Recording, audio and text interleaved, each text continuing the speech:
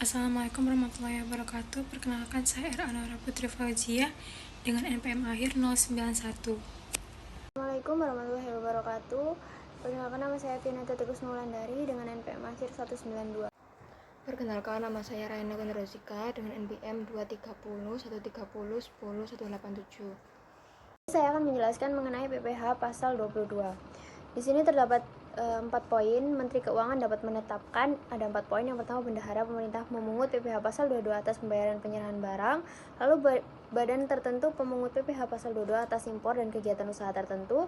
Wajib pajak badan tertentu memungut PPh pasal 22 atas penjualan barang sangat mewah. Dan yang terakhir, pihak lain melakukan pemungutan, penyetoran, dan pelaporan PPh atas penjualan. Lalu, berdasarkan pasal 22 Undang-Undang PPh, pemungut pajak dapat ditunjuk sebagai bendahara pemerintah, yaitu termasuk kas atau pejabat sejenis di pemerintahan pusat atau daerah, lalu badan tertentu seperti pemerintah atau swasta. Jadi ini tuh terkait kegiatan impor atau usaha produksi barang. Contohnya seperti otomotif atau semen. Lalu wajib pajak badan tertentu. Gunanya tuh untuk memungut pajak dari pembeli barang sangat mewah seperti kapal pesiar, rumah, apartemen, kondominium, dan kendaraan mewah.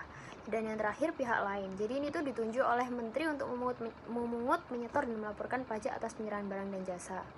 Selanjutnya, pemungut PPh pasal 22 itu meliputi yang pertama ada Bank Devisa dan DJBC atas impor barang, lalu bendahara pemerintah dan KPA atas pembayaran pembelian barang, lalu bendahara pengeluaran untuk pembayaran dengan mekanisme uang persediaan atau UP, KPA atau penjabat penerbit SPM untuk pembayaran langsung, LS kepada pihak yang ketiga, lalu BUMN termasuk PT Pertamina, PLN, Telkom, dan lain-lain, lalu industri dan eksportir sektor kehutanan, perkebunan, pertanian, peternakan, perikanan atau sembelihan dari pedagang pengumpul. Lalu yang ketujuh, industri atau bahan usaha yang membeli komoditas tambang dari pemegang izin usaha pertambangan. Nah, wajib pajak badan atau perusahaan swasta yang wajib memungut PPh pasal 22 saat penjualan itu yang pertama ada industri semen, kertas, baja, otomotif, farmasi, dan lain-lain. Yang kedua ada ATPM, APM, dan importir umum kendaraan bermotor atas penjualan kendaraan. Yang ketiga ada produsen atau importir bahan bakar minyak, gas, dan pelumas. Yang keempat industri baja, hulu, dan terintegrasi. Yang kelima wajib pajak badan yang menjual barang sangat mewah. Terdapat pada PMK ayat 90 tahun 2015. Lalu ada marketplace, pengadaan, atau retail daring pengadaan. Dan yang terakhir ada pihak lain yang menjual emas, perhiasan, atau batu. Nah, ringkasan untuk tarif PPh pasal 22, yang pertama itu ada impor. Jadi ada nilai API 2,5% dikali nilai impor, lalu non API ini 7,5% dikali nilai impor, dan yang tidak dikuasai itu 7,5% dikali harga lelang.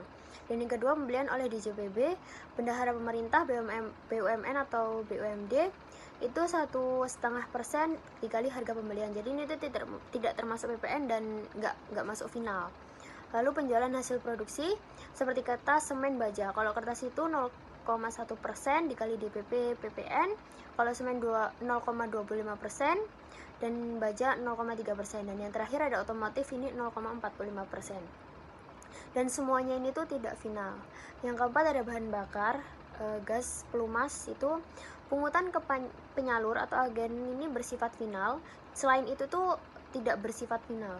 Dan yang terakhir ada pembelian bahan industri, ekspor dari pedagang pengumpul, senilai 0,25% dikali harga pembelian. Jadi ini tuh juga tidak termasuk PPN. Baik, selanjutnya di sini saya akan melanjutkan pembahasan dari sebelumnya. Jadi di sini ada ringkasan tarif pajak penghasilan pasal 22. Ada impor kedelai, gandum, dan tepung terigu oleh importir yang menggunakan API. Itu akan menghasilkan 0,5% dari nilai impor. Lalu ada penjualan. Penjualan ini termasuk pesawat udara pribadi dengan harga jual lebih dari 20 miliar, kapal pesiar dan sejenisnya dengan harga jual lebih dari 10 miliar, rumah beserta tanahnya dengan harga jual atau harga pengalihan lebih dari 10 miliar dan luas bangunannya lebih dari 500 meter, apartemen, kondominium, dan sejenisnya dengan harga jual atau pengalihannya lebih dari 10 miliar dan atau luas bangunan lebih dari 400 meter. Lalu kendaraan bermotor roda 4 pengangkutan orang kurang dari 10 orang berupa sedan, jeep, sport utility, multipurpose, vehicle, minibus, dan sejenisnya dengan harga jual lebih dari 5 miliar dan dengan kapasitas silinder lebih dari 3000 cc sebesar 5% dari harga jual tidak termasuk PPN dan PPNBM. Selanjutnya ada penghasilan yang diterima atau diperoleh rekan sehubungan dengan transaksi. Ada 3 poin, yaitu penjualan barang, penyerahan jasa, dan persewaan dan penghasilan lain sehubungan dengan penggunaan harta yang dilakukan melalui pihak lain dalam sistem informasi pengadaan sebesar 0,5% dari seluruh nilai pembayaran yang tercantum dalam dokumen tagihan, tidak termasuk pajak pertambahan nilai dan pajak penjualan atas barang mewah. Pihak lain untuk melakukan pemungutan, penyetoran, dan pelaporan pajak menghasilkan atas penjualan emas perhiasan, emas batangan, yaitu dipungut pajak penghasilan pasal 22 yaitu sebesar 0,25% dari harga jual emas perhiasan atau harga jual emas batangan. Selanjutnya di sini ada dikecualikan dari pemungutan pajak penghasilan pasal 22. Ada beberapa poin. Poin pertama yaitu impor barang dan atau penyerahan barang yang berdasarkan ketentuan peraturan perundang-undangan tidak terutang pajak penghasilan. Lalu ada impor barang yang dibebaskan dari pemungutan bea masuk dan pajak pertambahan nilai. Impor setara jika pada waktu impornya nyata-nyata dimaksudkan untuk diekspor kembali. Lalu impor kembali atau reimpor yang meliputi barang-barang yang telah diekspor kemudian diimpor kembali dalam kualitas yang sama atau barang-barang yang telah diekspor untuk keperluan perbaikan. Lalu selanjutnya ini ada impor barang atau penyerahan barang yang berdasarkan ketentuan peraturan perundang-undangan tidak terutang pajak penghasilan. Yang kedua ada impor barang yang dibebaskan dari bea masuk. Poin pertama ini ada tempat penimbunan barang dagangan karena pengimporan tidak membayar bea masuk sebagaimana mestinya.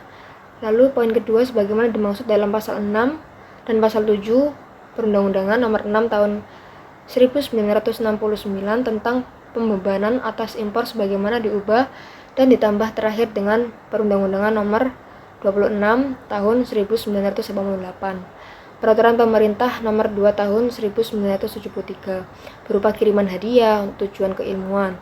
Lalu poin yang ketiga di sini ada pembayaran atas penyerahan barang yang dibebaskan kepada belanja negara daerah yang meliputi jumlah barang dari 2 juta, bukan merupakan jumlah yang dipecah-pecah. Lalu selanjutnya di sini ada saat terutang dan pembayaran. Pajak penghasilan pasal 22 atas impor barang terutang dan dilunasi bersamaan dengan saat pembayaran bea masuk. Pajak penghasilan pasal 22 atas penjualan bahan bakar minyak, bahan bakar gas, dan pelumas terutang dan dipungut pada saat penerbitan surat pemerintah pengeluaran barang atau delivery order. Di sini ada cara penyetoran, pemungutan pajak penghasilan pasal 22 atas pembelian barang oleh bendahara pemerintah dan KPA. Bendahara pengeluaran dan pejabat penerbit surat pemerintah membayar wajib disetor oleh pemungut ke kas negara melalui kantor pos, bank devisa atau bank yang ditunjuk oleh Menteri Keuangan dengan menggunakan surat setoran pajak yang telah diisi atas nama rekan serta ditandatangani oleh pemungut pajak. Lalu yang terakhir ada kewajiban pelaporan. Semua pemungutan pajak penghasilan pasal 22 bersifat tidak final dan dapat diperhitungkan sebagai pembayaran pajak penghasilan dalam tahun berjalan bagi wajib pajak dipungut, kecuali atas penjualan bahan bakar minyak, bahan bakar gas, dan pelumas oleh produsen atau importir bahan bakar minyak dan bahan bakar gas dan pelumas kepada penyalur atau agen. Baik, di sini ada contoh kasus yaitu PT TTC berkedudukan di Jakarta menjadi pemasok alat tulis kantor bagi Dinas Pendidikan Kota Tangerang Selatan. Pada tanggal 1 Oktober 2015, PT TTC melakukan penyerahan barang kena pajak dengan nilai kontrak sebesar 11 juta. ini sudah termasuk PPN.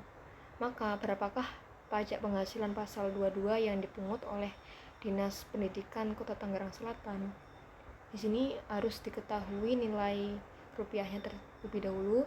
Jadi yang pertama ada nilai kontrak termasuk PPN yaitu sebesar 11 juta. Yang kedua ada DPP itu 100 dibagi 110 dikali 11 juta akan menghasilkan 10 juta. Lalu PPN dipungut yaitu sebesar 10% dari DPP sebesar 1 juta. Lalu pajak penghasilan pasal 22 yang dipungut yaitu 1,5% dikali 10 juta yaitu 150.000. Jadi jika ditotal semuanya sebesar 150, maka pajak penghasilan pasal 22 yaitu 1,5% dikali harga pembelian tidak termasuk PPN. Selanjutnya, PPh pasal 24. PPh pasal 24 adalah peraturan yang mengatur hak wajib pajak untuk memanfaatkan kredit pajak mereka di luar negeri untuk mengurangi nilai pajak terhutang yang dimiliki di Indonesia, sehingga jumlah pajak yang harus dibayar di Indonesia dapat dikurangi dengan jumlah pajak yang telah mereka bayar di luar negeri, asalkan nilai kredit pajak di luar negeri tidak melebihi hutang pajak yang ingin dibayar di Indonesia. Nah, PPh 24 ini adalah sumber penghasilan kena pajak yang dapat digunakan untuk memotong hutang pajak Indonesia adalah sebagai berikut. Yang pertama, pendapatan dari saham dan surat berharga lainnya serta keuntungan dari penghasilan saham dan surat berharga lainnya. Yang kedua, penghasilan berupa bunga, royalti, dan sewa yang berkaitan dengan penggunaan harta benda bergerak. Yang ketiga, penghasilan berupa sewa yang berkaitan dengan penggunaan harta benda tidak bergerak. Yang keempat, penghasilan berupa imbalan yang berhubungan dengan jasa, pekerjaan, dan kegiatan. Yang kelima adalah pendapatan dari bentuk usaha tetap di luar negeri. Yang keenam, penghasilan dari pengalihan sebagian atau seluruh hak penambangan atau tanda keikutsertaan dalam pembiayaan atau pemanfaatan di sebuah perusahaan pertambangan. Yang ketujuh, keuntungan diri pengalihan aset tetap. Dan yang kedelapan, keuntungan dari pengalihan aset yang merupakan bagian dari suatu bentuk usaha tetap. Kemudian ada mekanisme perhitungan PPh 24. Berikut sedikit ilustrasi perhitungan PPh pasal 24. Katakanlah PT ABC tahun 2017 memperoleh pendapatan neto di dalam negeri sebesar 25 juta dan dari luar negeri sebesar 10 juta. Asumsi pajak di luar negeri sebesar 20%. Total penghasilan yang tercatat adalah sebesar 35 juta. Penghasilan dalam negeri plus penghasilan luar negeri. Jadi total PPh terutang yaitu 25% dikali 35 juta sama dengan 48.750. Lalu PPh maksimum yang dapat dikreditkan yaitu penghasilan luar negeri dibagi total penghasilan dikali total PPh terutang. Jadi 10 juta dibagi 35 juta dikali 8.750 sama dengan 2.500.000. Nah, jadi PPh terutang yang sudah dibayarkan di luar negeri adalah sebesar 2.500.000. Nah, nominal ini yang akhirnya digunakan sebagai pengurang pajak dalam negeri. Apabila wajib pajak hendak mengkreditkan PPh terutang yang sudah dibayarkan pada pajak dalam negeri, terlebih dahulu Anda harus melapor kepada Kepala Kantor Pelayanan Pajak dan melaporkannya pada saat melapor SPT tahunan. Pelaporannya dilengkapi dengan tax return yang dilaporkan di luar negeri dan dokumen-dokumen pembayaran pajak yang dilakukan oleh wajib pajak di luar negeri. Koreksi PPh pasal 24. Jika koreksi pajak luar negeri membuat pajak yang dilaporkan lebih besar, pajak di Indonesia mungkin jadi kurang bayar. Wajib pajak bisa melakukan pembetulan SPT untuk menghindari bunga terhutang. Sebaliknya, jika koreksi membuat pajak luar negara lebih kecil, pajak di Indonesia juga berkurang dan kelebihan bayar bisa dikembalikan. Untuk mengkreditkan pajak luar di Indonesia, wajib pajak harus mengajukan permohonan ke Kantor Pelayanan Pajak atau KPP saat pelaporan SPT tahunan dengan melampirkan dokumen terkait. PPh pasal 24 dapat dikreditkan terhadap pajak Indonesia dalam tahun yang sama. Berikut adalah ringkasan singkat mengenai mekanisme pengkreditan PPh yang dibayarkan di luar negeri. Pertama, kredit PPh luar negeri. PPh yang dibayar di luar negeri dapat dikreditkan terhadap PPh yang terhutang di Indonesia. Kedua, tahun pajak. Pengkreditan dilakukan dalam tahun pajak penggabungan penghasilan luar negeri dengan penghasilan dalam negeri. 3. Batasan kredit. Maksimal kredit adalah jumlah PPh yang lebih rendah antara yang dibayar di luar negeri atau sesuai perbandingan penghasilan luar negeri dan seluruh penghasilan kena pajak. 4. perhitungan terpisah. Perhitungan PPh pasal 24 dilakukan terpisah untuk masing-masing negara jika penghasilan dari beberapa negara. Kelima, penghasilan kena pajak final. Penghasilan kena yang dikenakan PPh final atau pajak tersendiri tidak digabungkan dengan penghasilan lain. 6. Kelebihan PPh. Kelebihan PPh luar negeri yang melebihi kredit tidak bisa dikembalikan atau dibebankan sebagai biaya. 7. Permohonan. Wajib pajak harus melampirkan laporan keuangan, fotokopi surat pemberitahuan pajak luar negeri, dan dokumen pembayaran saat menyampaikan permohonan ke KPP. Yang terakhir, pembetulan SPT. Wajib pajak harus membetulkan SPT jika terjadi perubahan penghasilan luar negeri dengan kelebihan bayar dikembalikan setelah diperhitungkan dengan utang pajak lainnya. Berikut ringkasan singkat mengenai pengkreditan pajak penghasilan atas dividen dari BUMN non-bursa. Pertama, pengkreditan pajak yang dipotong atas dividen BUMN non-bursa dapat dikreditkan dalam tahun pajak yang sama. 2. Aturan mengacu pada pasal 7 Peraturan Menteri Keuangan Nomor 107 PMK 3 2017. 3. Dokumen laporan keuangan, fotokopi surat pemberitahuan tahunan PPh, rincian laba 5 tahun terakhir, dan bukti pembayaran untuk pemotongan pajak dividen. 4. Pengajuan disampaikan bersamaan dengan SPT tahunan PPh kepada Direktorat Jenderal Pajak. 5. Online pajak menyediakan fitur e-filing untuk memudahkan pengajuan pajak dan pengelolaan berpajak. Selanjutnya yaitu contoh kasus PPh pasal 24. Jadi PT Sinar Gemilang di Semarang memperoleh penghasilan itu dalam tahun 2014 sebagai berikut. Penghasilan dalam negeri 400 juta. Penghasilan dari Vietnam, tarif pajak 20% adalah 200 juta. Hitungan PPh pasal 24 atau kredit pajak luar negeri dari PT Sinar Gemilang tahun 2014. Jadi perhitungan PPh pasal 24-nya yaitu yang pertama menghitung total penghasilan kena pajak. Jadi penghasilan dalam negeri 400 juta dan penghasilan dari Vietnam 200 juta. Jadi total penghasilan netonya adalah 600 juta. Lalu yang kedua menghitung total PPh terutang. Pajak terutang 25% dikali 600 juta sama dengan 150 juta. Lalu yang ketiga menghitung PPh maksimum yang dapat dikreditkan. Jadi 200 dibagi 600 dikali 150 sama dengan 49.999 dibulatkan menjadi 50 juta. Lalu yang keempat menghitung PPh yang terutang atau dipotong di luar negeri, yaitu 20% dikali 200 juta sama dengan 40 juta. Jadi dari perhitungan di atas, kredit pajak luar negeri yang diperbolehkan adalah sebesar 40 juta rupiah atau sebesar PPh terutang yang dibayar atau dibayar di luar negeri. Jumlah ini diperoleh dengan membandingkan perhitungan PPh maksimum yang boleh dikreditkan dengan PPh yang terutang atau dibayar di luar negeri, kemudian pilih jumlah yang terendah.